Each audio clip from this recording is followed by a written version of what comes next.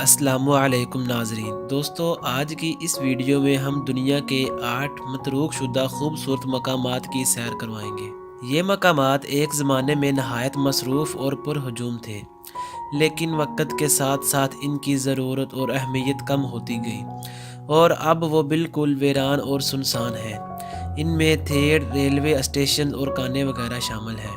وولا guess work وراسا Poland کے دارالحکومت وراسا میں قائم یہ مقام دراصل ایک گیس ورک ہے، جہاں خام گیس کو مختلف استعمالات کے قابل بنایا جاتا تھا۔ سن 1888 میں قائم کی جانے والی یہ فیکٹری دوسری جنگ عظیم کے دوران تباہ ہو گئی۔ بعد ازاں اس کو بحال کر کے اسے ایک میوزیم میں تبدیل کر دیا گیا۔ City hall station, New York. سن 1904 میں قائم کیا جانے والا یہ ٹرین اسٹیشن فن تعمیر کا شاہکار ہے۔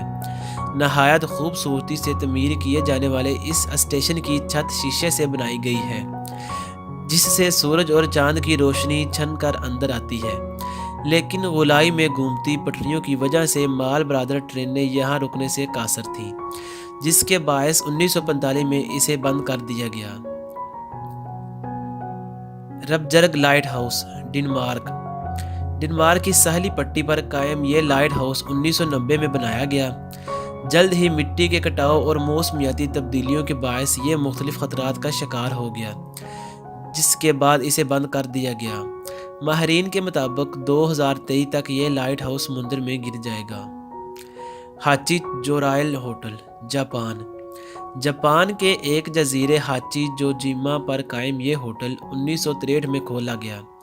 اس کے قریب آتش فشاں پہاڑ موجود ہیں جو کبھی بھی ابل سکتے ہیں، لہٰذا اس ہوٹل کو 2003 میں یہاں سے منتقل کر دیا گیا۔